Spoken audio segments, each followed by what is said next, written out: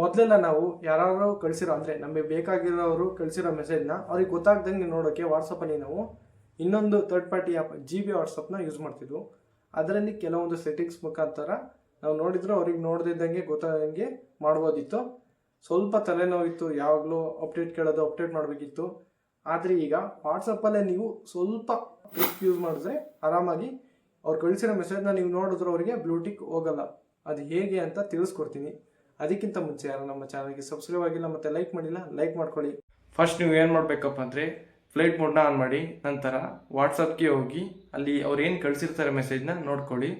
ನಂತರ ಇನ್ನೊಂದು ವಿಷಯ ಏನಪ್ಪ ಅಂದರೆ ಅವರು ವಾಯ್ಸ್ ಮೆಸೇಜ್ ಕಳಿಸಿರ್ತಾರಲ್ಲ ಅದನ್ನು ನೋಡೋಕ್ಕಾಗಲ್ಲ.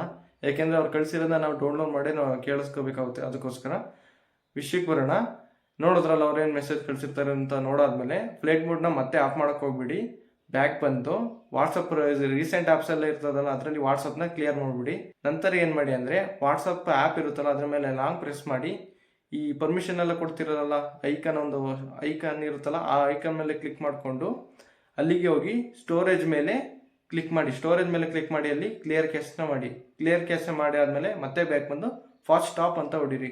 ನಂತರ ಬ್ಯಾಕ್ ಬಂದು ಫ್ಲೈಟ್ ಮೋಡ್ನ ಆಫ್ ಮಾಡಿ. ನಂತರ ವಾಟ್ಸಪ್ಪಲ್ಲಿ ಅವರಿಗೆ ಯಾವುದೇ ಬ್ಲೂಟಿಕ್ ಹೋಗಿರಲ್ಲ, ಓನ್ಲಿ ಡಬಲ್ ಟಿಕ್ ಹೋಗಿರುತ್ತೆ. ಏನೋ ಆನ್ಲೈನಲ್ಲಿ ಇದ್ದಾರೆ ಅಂತ ಮೆಸೇಜ್ ನೋಡಿದ್ದಾರೆ ಅಂತ ಮಾತ್ರ ಅಲ್ಲಿ ತೋರಿಸೋದಿಲ್ಲ. ಇದು ಸಣ್ಣ ಟ್ರಿಕ್ಕು, ಅಂದರೆ ಪರ್ಮನೆಂಟಾಗಿ ಏನು ಸೊಲ್ಯೂಷನ್ ಅಲ್ಲ.